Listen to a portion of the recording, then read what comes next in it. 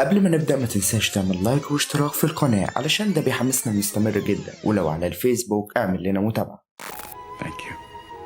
بيبدأ الفيلم بمشهد ماشي بالعكس لشخص بيصور ضحية بعد ما قتله، وبنرجع للحظة اللي بيفوق فيها وبيلاقي نفسه في غرفة في فندق ومش فاكر ايه اللي حصل، وبيحاول يربط الأحداث ببعض. وبعدها بينزل لموظف الاستقبال وبيقول له ان الشخص اللي قاله عليه موجود بالفعل، وبنعرف ان اسم البطل ليونارد وعنده مشاكل في الذاكرة. بيركب ليونارد مع الشخص المجهول وبيوصله لمصنع مهجور وبيدخله جوه، وبيطلع ليونارد شيلبي صورة من جيبه وبتكون للشخص المجهول وبيبقى مكتوب عليها تيدي، ومعاها ملاحظة بانه الشخص المطلوب وانه يقتله. فبيتهجم ليونارد على تيدي وبيقول له تيدي انه مش فاكر اسمه حتى، وبيرد عليه بانه عارفه، فبيقول له انها مجرد صورة وما بيهتمش ليني وبيقتله. بنرجع مرة تانية لمشهد الغرفة واللي بيكون مش فاكر فيها هو بيعمل ايه هنا، وبيكون فيه ملاحظة على هيئة وشم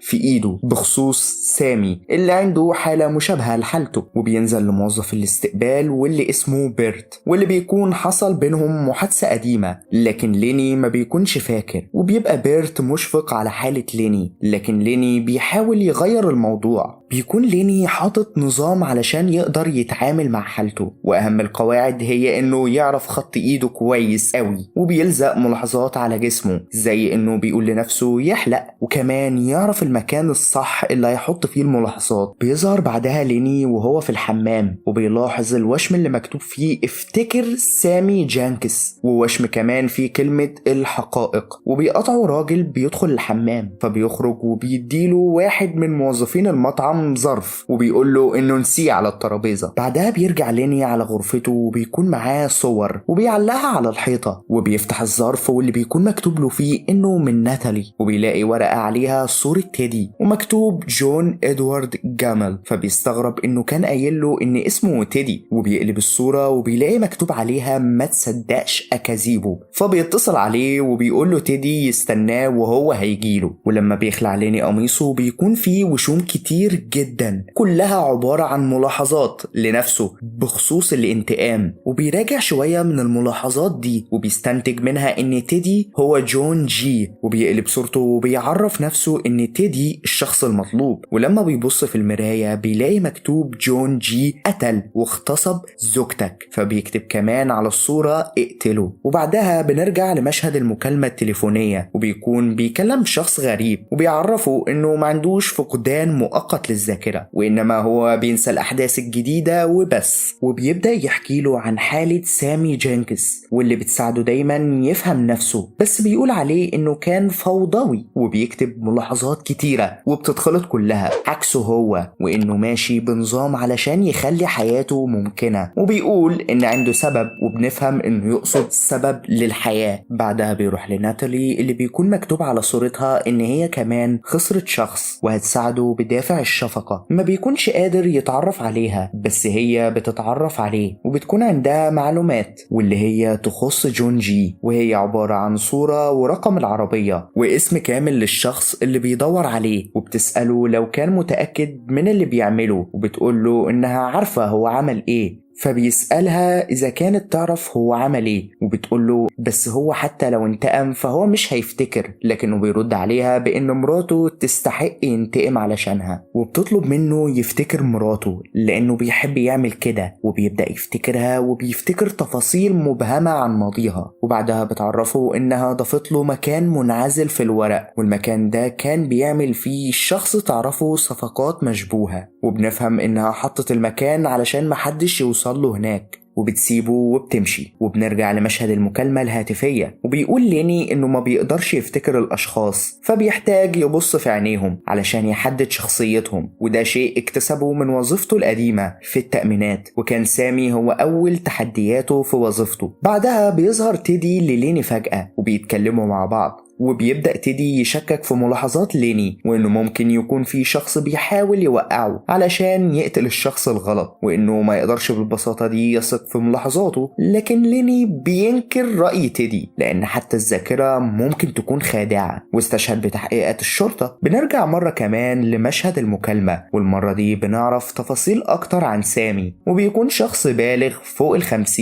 بيشتغل كمحاسب، وبسبب حالته بدأ ينسى الأحداث، بس هو بيفكر بشكل كويس وردود أفعاله طبيعية. وكانت شركة التأمينات اللي شغال فيها ليني مسؤولة عن تقييم حالته، وما كانش سامي بيقدر يفتكر الأحداث لأكتر من دقيقتين، فعلشان كده كان بيحب الإعلانات لأنها قصيرة. لكن سامي كان بيقدر يعمل حاجات صعبة ومعقدة طالما عرفها قبل الحادثة. وعلشان يقدروا يحددوا حالة سامي بالتحديد عملوا اختبار علشان يشوفوا مدى استجابة غريزته عن طريق أشكال جزء منها فيها كهرباء والجزء التاني لأ. وبعدها بيروح ليني لناتالي وهو متعصب وبيسألها عن دود اللي بيكون في صورة من صوره، وواضح انه مربوط وسايح في دمه. فبتفرح وبتقوله انها بكده مش محتاجة تقلق بخصوصه، وبتقوله ان دود اذاها. ولما ليني عرف عرض عليها مساعدته، بس هو بيكون مستغرب وحاسس ان في حد بيحاول يبوظ تحقيقاته. وبتحاول ناتالي تهديه وبتقوله ان هي كمان فقدت شخص واسمه جيمي، والبوليس محاولش يبحث عنه حتى، وده لان امثاله محدش بيحاول يبحث عنهم. بعدها بنعرف ان سامي ما قدرش يستجيب للعلاج بالرغم من ان في حالات تانية كانت بتستجيب، وهنا قرروا انهم ما يتحملوش نفقات سامي، وده تسبب في ان زوجته يتراكم عليها الفواتير. وعلى عكس سامي كان ليني قادر يتعايش مع الوضع،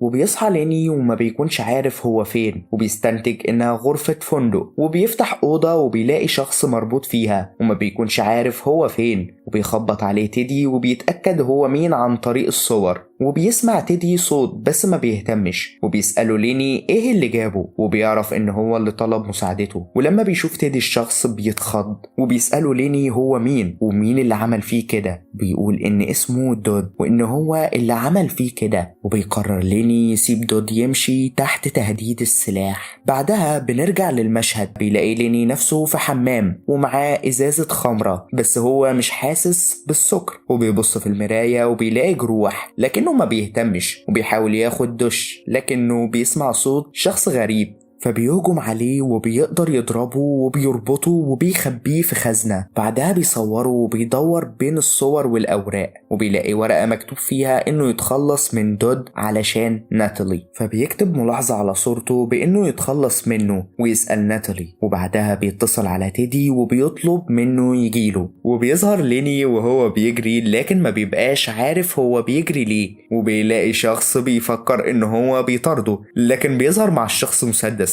وبيعرف ان الشخص ده هو اللي بيطارده، فبيهرب منه وبيركب عربيته وبيلاقي ورقة بملاحظات عن الشخص ده وبيكون اسمه دود. فبيروح لغرفة في فندق واللي هي غرفة دود، وبيمسك ازازة خمرة وبيستخبى في الحمام. بنرجع لمشهد المطاردة، بياخد ليني حاجات كانت تخص مراته وبيركب عربيته وبيبدأ يحرقها، واثناء ما بتتحرق بيفتكر تفاصيل تخص مراته وما بيكونش عارف اذا كان عمل كده قبل كده ولا لا. وبعدها بيقوم ليني من النوم وبيفتكر حاجة تخص الحادثة، وبيكون نور الحمام مفتوح وبيقرب منه وبيلاقي بنت جوه ما بيكونش عارف هي مين او جات ازاي، فبيطلب منها تمشي وبياخد حاجات مراته وبيركب عربيته. وبيكتشف ليني عن طريق المكالمة بان جون جي هو مروج مخدرات، وبيروح لفندق ديسكاونت وبيبدأ يعلق الأدلة اللي هتوصله للمجرم، وبيطلب واحدة بمواصفات معينة زي انها تكون شقرة، وبيديها حاجات تخص مراته بس بيطلب منها ما تستخدمهاش وتكتفي بانها تمثل بانها حاجتها وتستناه لما ينام، وتدخل الحمام وتسيبه مفتوح بشكل كافي علشان يصحى.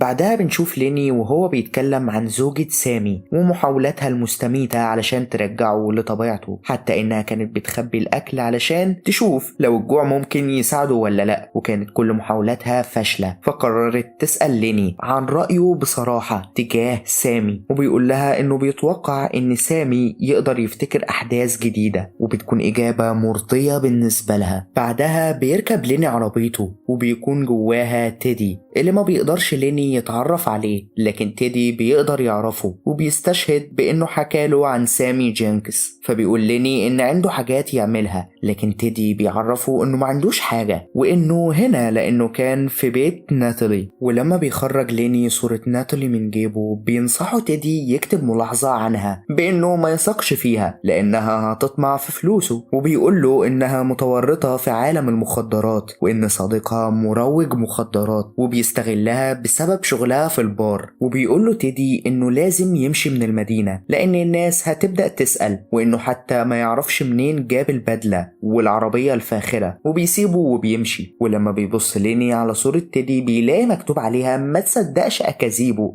فبيضحك وبيشطب على نصيحة تيدي. بعدها بنرجع لليني وهو بيتكلم في التليفون، بس المرة دي بيلاقي وشم على ايده مكتوب فيه ما يردش على التليفون. فبيسأل اللي بيكلمه وهو مين، بس بيقفل في وشه. بعدها بيظهر وهو بيحاول يفتكر انه يكتب حاجة، بس بتقطعه ناتالي وبتكون مجروحة. ولما بيسأله بتقوله ان دود اللي عمل فيها كده، وبتقوله انه عمل كده بسببه لانها نفذت كلامه، بس دود اتهجم عليها واتهمها بالكذب. فبيطلب منها يعرف مواصفاته وفين يقدر يشوفه، فهي بتقوله انه على الاغلب هو هيبحث عنه لانه عرف عربيته. وبنرجع للمشهد اللي بيشوف فيه ليني تيدي في عربيته، وبيطلب ليني من موظف الاستقبال ما يوصلوش اي مكالمات. بعدها بنشوف ناتالي وهي مرتبكة وخايفة، وبتطلب من ليني يقتل دود وانها هتدفع له بالمقابل، لكن ليني بيقول لها انه ما بيقتلش مقابل الفلوس، وبيسألها هي ازاي شايفاه كده. فبتبدأ تتريق على حالته وبتشتم زوجته، وبتقول لليني كلام جارح وانها تستغله بأبشع طريقة ممكنة. وليني بيدور على قلم لكنه ما بيكونش معاه، وبتكمل ناتالي وبتقوله انه كده كده هينسى وانهم هيفضلوا اصحاب. فبيضربها وبتخرج من البيت، وبتفضل مستنية الفترة في العربية، وليني بيحاول يحافظ على تفكيره علشان يقدر يسجل اللي حصل. بس فجأة بتقطع ناتالي وبنشوفها وهي مجروحة وبنعرف انها بتخدعه. بعدها بتسأل ناتالي وهي مستغربة ازاي عنده كل المعلومات دي والشرطة ما لقتش المجرم. فبيقول لها انهم ما بيبحثوش اصلا وانهم مش مقتنعين بوجوده. فبيبدأ يحكي ليني عن ذكرى الليلة اللي اتقتلت فيها، وانه كان نايم بس سمع صوت جاي من الحمام. فبيدخل وبيلاقي شخص بيخنق مراته وبيضرب عليه طلقة وبتصيبه، بس بيضربه شخص تاني وبيفقده الوعي، وبيصورها قبل ما تمشي علشان يقدر يفتكرها، وهي بتقوله ان اسمها ناتالي. بيجي جواب ليني بيكون فيه صورة ليه وهو سعيد وجسمه مليان دم، مع ملاحظة بانه يرد على المكالمة. بعدها بيروح ليني لناتالي في البار وبيقول لها انه جاي الواحدة اسمها ناتالي، فبتعرفه ان هي ناتالي وما بتكونش مصدقة حالته. فبيسألها عرفته ازاي، فبتقوله من حبيبها، وبتعرفه على اسمه وهو جيمي جرانتز،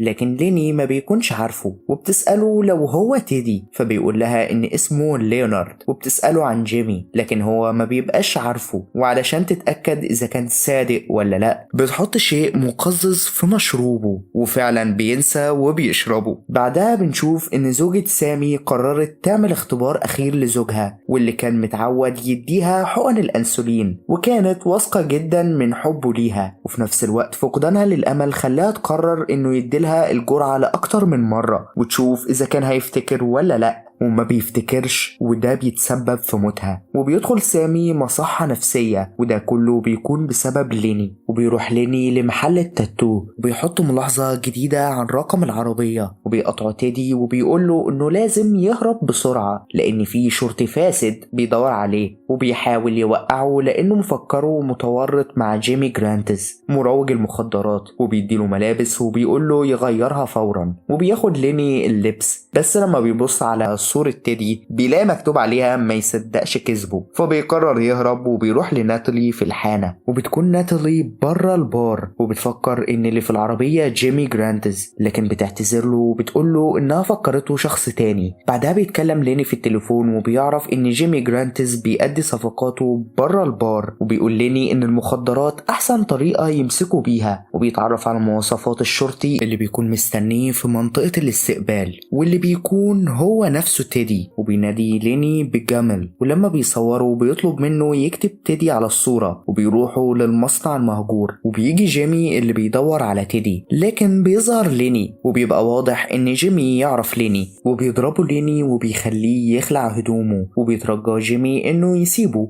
وبيحاول يديله فلوس، لكن ليني بيخنقه لحد ما بيموت وبيلبس لبسه وبيصوره وبيخبي الجثة، بس بيلاقي ليني ان جيمي ما ماتش وقال سامي، وبيسمع صوت العربية فبيلاقي ان في شخص واقف بره وبيتأكد من الصور وبيلاقي انه تيدي، لكن ما بيكونش فيه ملاحظات عنه فبيعمل نفسه ما يعرفوش وبيطلب مساعدته وبيقول تيدي انه شرطي، وبعدها بيضرب ليني تيدي وبيستجوبه وبيقوله تيدي ان ده هو جون جي، لكن ليني ما بيكونش مصدقه وبيسأله ليه معاه 200,000 دولار، فبنعرف ان تيدي استغل الموقف علشان ياخد فلوس، وانه قال لجيمي انه معاه مخدرات وبيسأله ازاي يعرف سامي، فبيقوله تيدي انه قال لكل الناس عن قصة سامي جانكس وانه بيكذب على نفسه علشان يكون سعيد وده مش عيب، وبيقوله ان زوجته نجت من الحادث وكانت عايشة بندمها بسبب حالة زوجها، وبنعرف ان ليني كان بيخدع نفسه وان مفيش حد اسمه سامي جانكس، وان دي كانت حياة ليني وهو اللي قتل زوجته بسبب حالته، وما بيكونش ليني مصدق وكمان ما بيكونش مقتنع ان جيمي هو جون جي، بس تيدي بيقوله وايه الفرق، وهو كده كده مش هيصدق لانه اصلا ما افتكرش انه عمل كده، وده بيخلي ليني بيستغرب وبيسأله عن قصده، فبيقوله انه قتل جون جي من سنة وكان تيدي هو الضابط المسؤول عن القضية وهو اللي ساعد ليني في انه يلاقيه، بس هو مش فاكر.